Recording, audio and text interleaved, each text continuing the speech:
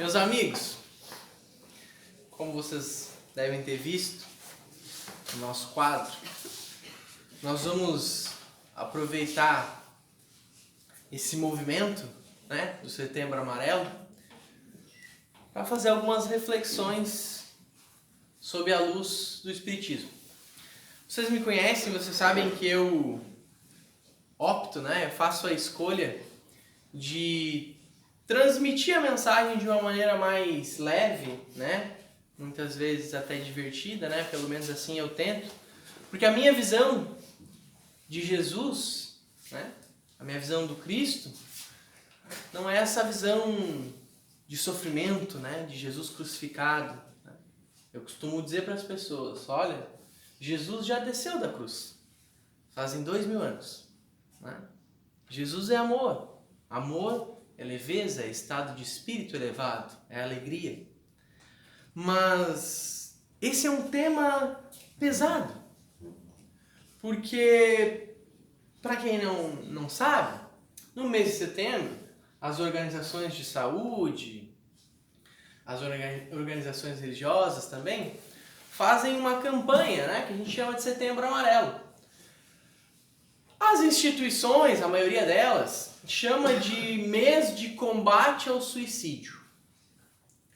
Nós espíritas, através dos nossos movimentos, nós fizemos a opção de chamar de mês de valorização da vida.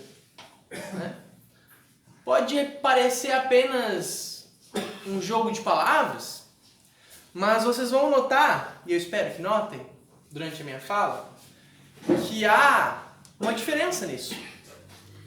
Porque uma coisa é eu combater o suicídio, tentar evitar o suicídio. Nós espíritas, nós que nos dizemos cristãos, nós precisamos atacar o problema antes disso. Nós precisamos ir antes de que a pessoa chegue no limite de pensar em suicídio.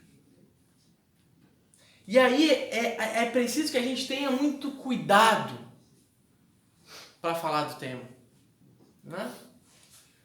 Só que também se faz extremamente necessário que a gente fale do tema. E aí, olha que curiosidade, O Espiritismo, através de Jesus, tem as respostas.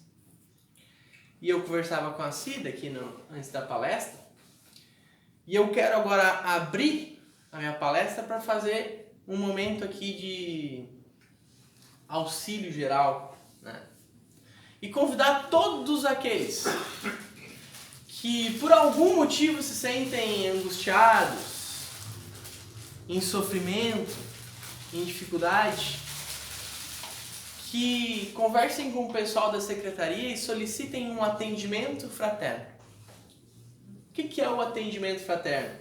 É uma conversa cristã, uma conversa evangélica, sobre as bases do Espiritismo, que vai buscar entender um pouco mais do teu problema, da tua situação, e assim poder te direcionar para o melhor atendimento para que tu possa encontrar aqui nessa casa consolo. Muitas vezes a gente, mesmo passando por um momento de dificuldade psicológica, a gente tem um pouco de preconceito, de procurar ajuda num psicólogo ou num psiquiatra. Mas nós temos aqui na nossa casa também um auxílio, que de maneira alguma substitui o auxílio médico, clínico de um psicólogo, de um psiquiatra, mas pode começar a te ajudar. E se ainda assim tu tiver, de repente, um receio, vergonha de vir até aqui e fazer um atendimento fraterno, há um canal, o Centro de Valorização da Vida, que a gente discando o número 188 no telefone, a gente é direcionado então para esse centro, onde você vai ter um bate-papo, E o Centro de Valorização da Vida ele surge justamente da ideia de um grupo de espíritas, que numa ideia de tentar levar o atendimento fraterno para mais pessoas e para fora do centro espírita, criaram então o Centro de Valorização da Vida, que começou lá no Rio de Janeiro e hoje atende todo o nosso país. Então eu gostaria de falar isso justamente para a gente nos fazer valer deste momento, para a gente também trazer um pouquinho de instrução, de informação aqui um pouco mais técnica, antes da gente adentrar na nossa palestra. E eu falei que a gente precisa atacar o problema antes de chegar no ponto do suicídio, né, meus amigos? E por que isso? Porque nós somos seres muito complexos. Essa palestra está fundamentada no capítulo 11 do livro Da Crisálida à Borboleta. E o nome do capítulo é O Paradoxo Humano. E nesse capítulo o livro vai tratar justamente do quão profunda é a nossa alma, é a nossa existência. Então nós temos complexidades que vão muito além do que a gente foi ensinado, que vão muito além do que a gente consegue entender. E aí, meus amigos, a gente precisa chegar num X da questão, que é algo que todo mundo já deve ter sentido em algum momento da vida, que é um vazio, uma ausência de respostas, uma busca, onde a gente busca, mas não sabe exatamente o que busca. A gente procura, mas não encontra. Nós vamos dar um nome para isso aqui, né? Nós vamos chamar de vazio existencial. E esse termo ele é pouco, porque é um termo para descrever um sentimento que não tem muita explicação, né? Às vezes a gente olha para a nossa vida e aparentemente está tudo certo, né? Certo dentro da normalidade caótica que é o nosso mundo, né? E a gente sente esse vazio e não entende o porquê. E muitas vezes nós buscamos preencher esse vazio com os prazeres do mundo. Nós buscamos preencher esse vazio com delírios, com exageros, com coisas passageiras. E aí é que vem o paradoxo, né? A coisa não bate, porque nós estamos buscando paz no caos. Nós estamos buscando tranquilidade, uma tranquilidade celestial nos prazeres mundanos. Nós estamos tentando matar a sede, bebendo água do mar. E a gente bebe, quanto mais a gente bebe a água do mar, mais a gente fica com sede. E aí tem um religioso, não vou lembrar o nome dele agora, que ele fala o seguinte, que há um vazio no coração do homem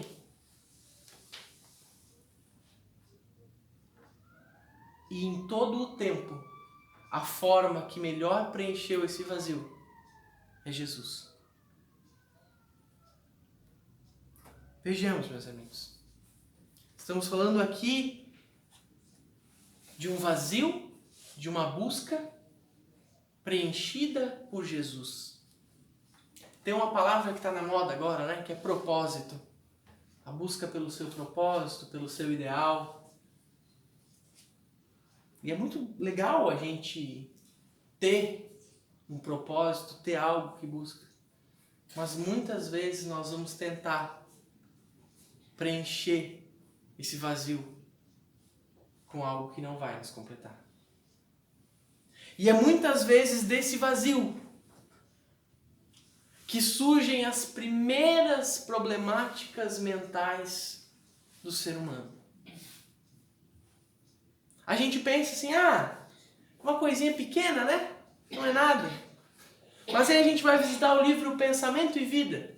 Lá no capítulo 1, o capítulo Espelho da Vida, o Emmanuel diz o seguinte: o reflexo esboça a emoção.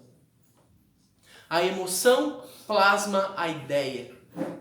A ideia determina a atitude e a palavra que comandam as ações. Então vamos trazer para a nossa realidade que o Emmanuel fala muito difícil, né? Sabe quando acontece alguma coisa assim, fora do prumo na nossa vida, assim? Alguém te xinga, alguém é duro, é ríspido contigo? A nossa primeira atitude, é sermos reativos. Né? Então, a pessoa te dá-lhe, tu dá-lhe de volta. Né? Então vamos lá. E aí cada um de nós puxa um pouquinho para um lado, né? Alguns puxam mais para o lado da irritabilidade, né? Assim, porquinho espinho. Outros vão mais para tristeza. E aí vai de cada um de nós. Mas para eu não ficar falando daqui de ninguém, eu vou falar de mim mesmo, né, Cid? Eu sou um cara muito irritado, né?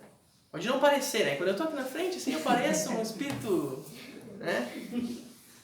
Mas não sou. Bem pelo contrário, né? Então eu me irrito fácil com as situações. Isso por um lado é bom, né? Porque é bom a gente estar indignado com as coisas que estão erradas. Mas isso gera uma emoção negativa. Então vamos pegar o meu exemplo, tá? Isso aí não acontece com vocês, eu sei. Acontece uma coisa ruim. E o meu primeiro reflexo, que esboça uma emoção, esboça a emoção da irritabilidade, da irritação. Essa irritação, ela plasma na minha mente, na minha tela mental, uma ideia. Qual é a ideia? Dá o troco. Essa ideia, uma vez plasmada, ela vai determinar a minha atitude, né? Sabe aquele momento que daí tu já eleva o tom de voz, já estufa o peito, já, no meu caso, vai ficando vermelho, né? Essa ideia determina essa atitude. E a palavra, né? A palavra muitas vezes se torna um ato. E essa ação, que começou lá no reflexo, ela repetida, ela vai se tornar comportamento. Então tu passa a ter um comportamento irritado, né? Ranzinza, né? Esse comportamento enraiza-se e transforma-se em hábito. E hábito, meus amigos, é uma palavra que vem do latim, e esse é o momento que a minha sogra odeia, né? Que eu começo a falar de onde é que vem as palavras. A palavra hábito vem do latim constituir, constituição, ou seja, o que era um reflexo de irritação, agora constitui o que eu sou.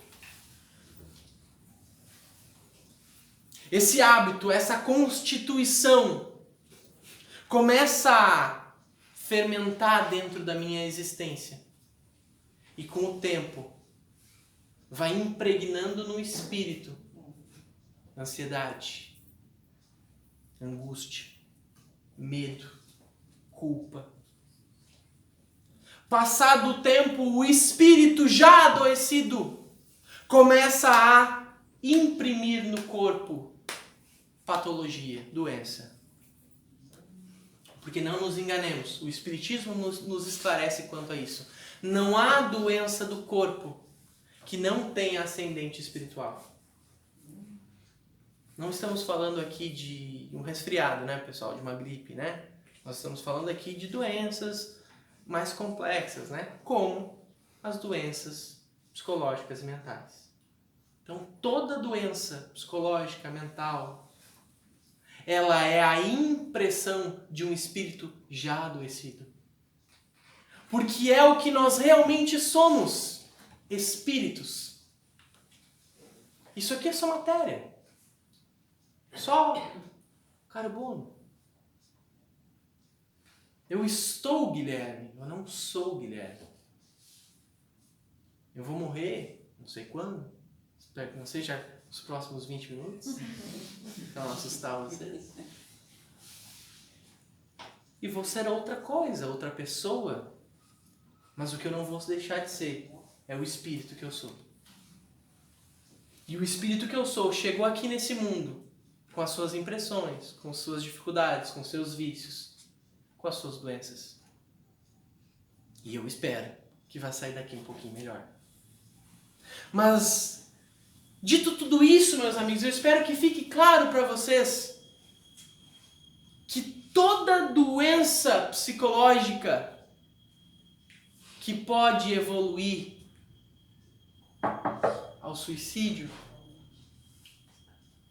ela começa simples e puramente por uma falta de vigilância.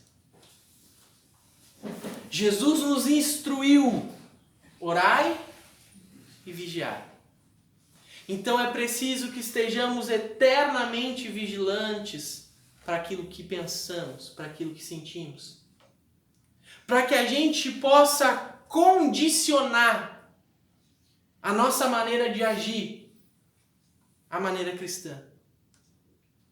A gente ouve muito as pessoas falando o seguinte: esse é o meu jeito, eu não vou mudar. Tudo bem. A pessoa tem direito de dizer isso. Eu, como cristão, não tenho. Sabe por quê? Porque eu não tenho direito de dizer esse é o meu jeito, eu não vou mudar. A condição do cristão, o objetivo do cristão é mudar. É transformar a si mesmo. É construir na única obra que nos cabe, que é a da construção de si mesmo. Do jeito que a gente tá mais para reforma, né? Nós precisamos condicionar a nossa mente. E condicionando a nossa mente a estarmos atentos a nós vamos também conseguir estar atento ao outro. E as organizações médicas vão falar que a maioria dos suicídios são evitáveis. O suicida, que a gente sabe pelas instruções dos espíritos que sofre muito no seu desencarne, ele dá sinais. Só que muitas vezes a gente está tão pressionado pelo mundo que a gente não consegue perceber nem os nossos sinais, quanto mais do outro. A gente vive todos os dias sendo pressionado pelo mundo.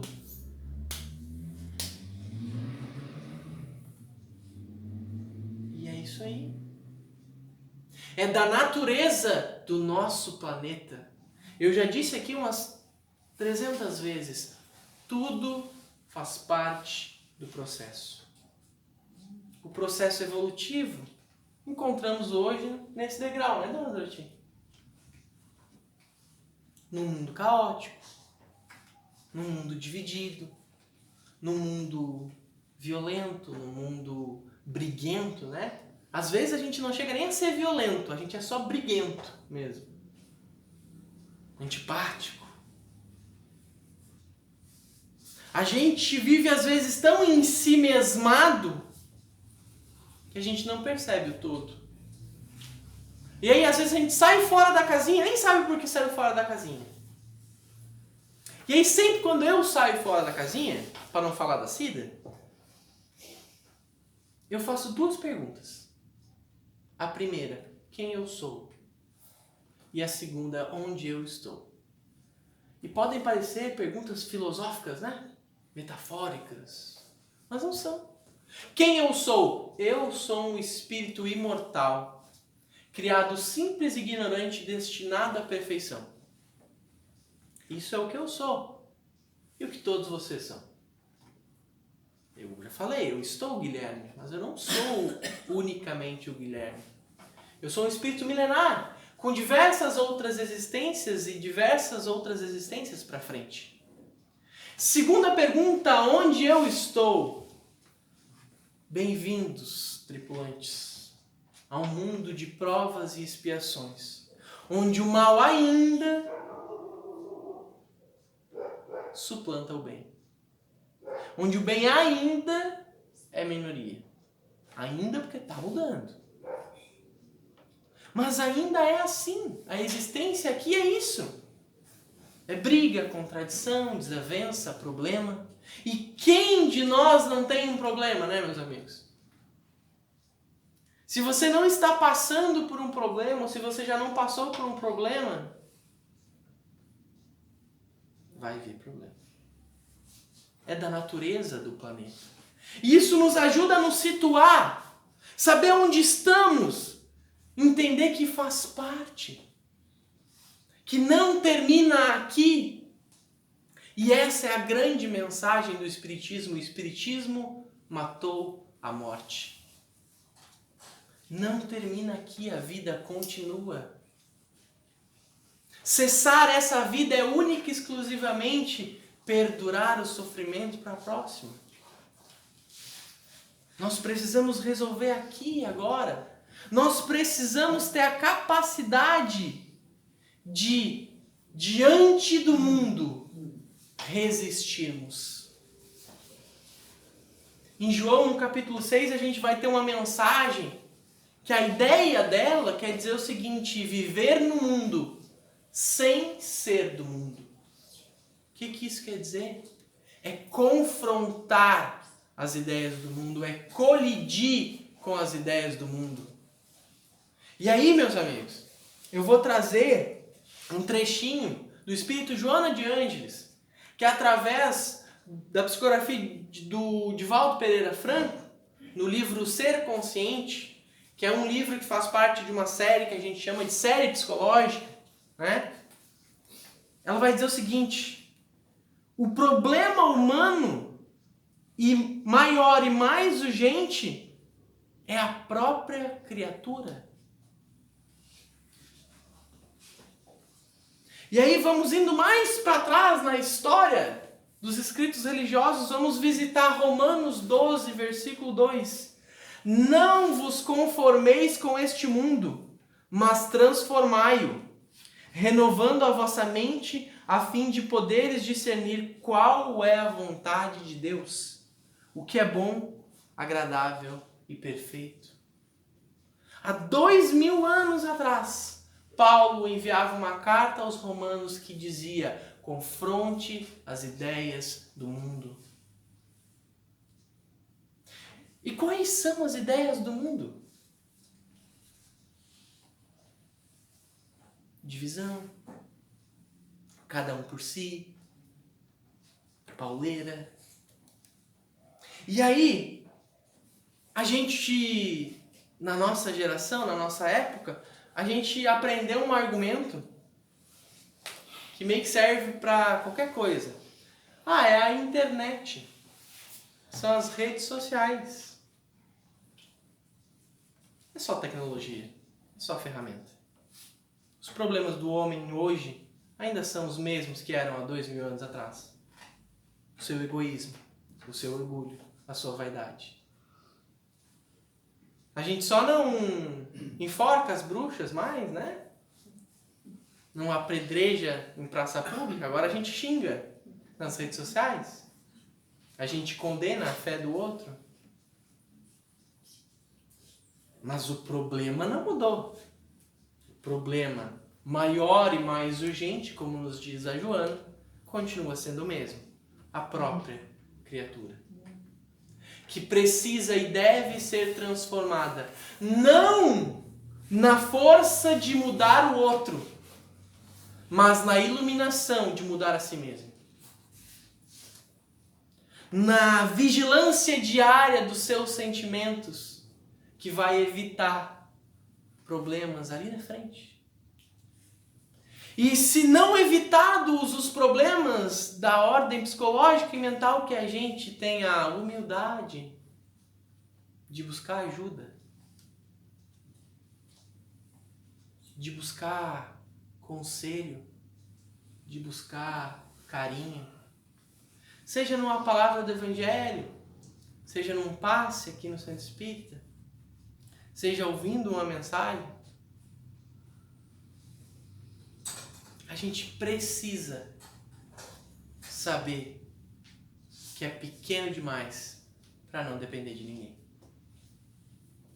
E aí, meus amigos, para não me demorar muito mais,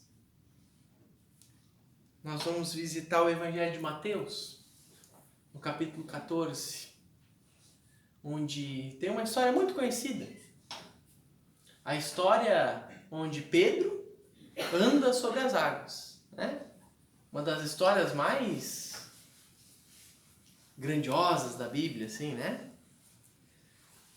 Jesus havia reunido uma multidão, assim, e ficou ali a tarde toda, e entrou noite adentro, falando com aquelas pessoas. Até que então terminou ali a palestra dele, né? Então ele se despede das pessoas, dos discípulos, e se retira no monte para orar. Jesus fazia muito isso, né? Ele, em diversos momentos, ele se afastava de todo mundo, subia no monte e orava. Eu tenho para mim que nesses momentos ele trocava umas ideias diretas com o Criador, né? Com o Absoluto. E os discípulos então entram no barco e vão atravessar Cafarnaum. E no meio da viagem, o tempo vira. E o mar que era calmo se transforma em um mar agitado. Os ventos que eram brisa se transformam em tempestade, em tormenta. E eles começaram a ficar apavorados com a situação. E aí a gente precisa entender o contexto, né? Eles eram todos pescadores. Para um pescador acostumado a viver no mar se apavorar com a tempestade, é porque era uma senhora tempestade. E eles começam a se desesperar até que no meio da tempestade, em alto mar, aparece um ser luminoso. Nessa hora, se fosse eu, caía duro. O troço já não tá bonito aqui, aparece um fantasma ainda. Mas não era um fantasma. E então, Jesus diz a eles: relaxa, gurizada, sou eu. E então Pedro, sempre tem um espertão, né? Pedro diz: se és tu, mestre, mande que eu vá daqui até aí sobre as águas.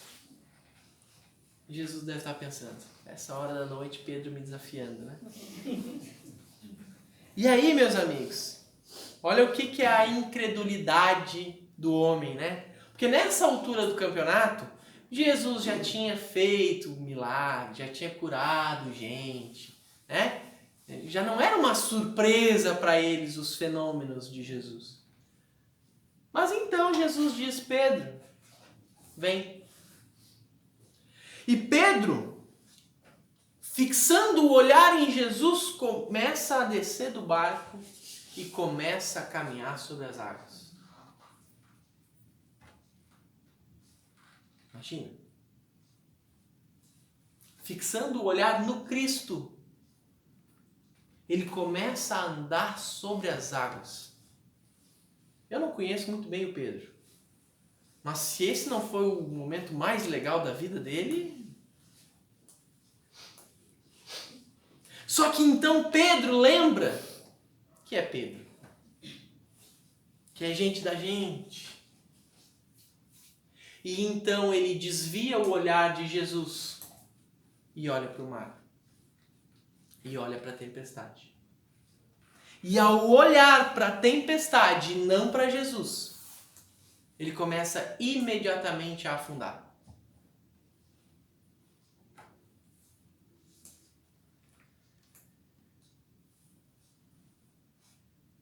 A tempestade, meus amigos, o mar da vida, são todos os nossos problemas. Os meus, os teus, os de cada um. A tempestade é um mundo que nos pressiona, que cresce para cima de nós e nos amedronta.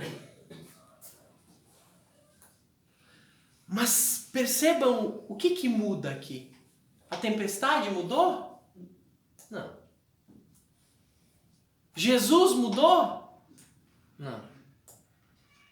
O que mudou foi a direção do olhar de Pedro. Pedro já andava sobre as águas. Não é que ele estava se afogando e Jesus salvou ele, não. O primeiro momento de Pedro é andar sobre as águas, com o olhar fixado em Jesus. Mas daí ele resolve olhar para a tempestade e começa a afundar. Diante de todos os nossos problemas, seja qual for o tamanho dele, seja qual for a tua ansiedade, a tua angústia, o teu medo, o teu sentimento de culpa, olha fixamente para Jesus. Eu espero que aqui não tenha ninguém pensando em tirar a própria vida. Mas se tiver, eu peço, olha fixamente para Jesus. Deus me deu a palavra, essa casa me deu a tarefa da palavra, não para que eu seja ouvido, mas para que Jesus seja sentido. Se nós tirarmos os olhos de Jesus, nós afundaremos. Se nós fixarmos os olhos em Jesus, acima do mar andaremos. E se em algum momento da vida olharmos a tempestade e começarmos a afundar, lembremos o que acontece no final dessa história. Jesus ergue Pedro. Ergue a cabeça, Pedro. Você se assustou com o mar? Jesus está bem na sua frente. Você vai afundar? Eu acredito num Cristo que anda sobre as águas. Nenhuma tempestade pode nos parar. Porque o justo, e o justo é Jesus, não teme a tempestade.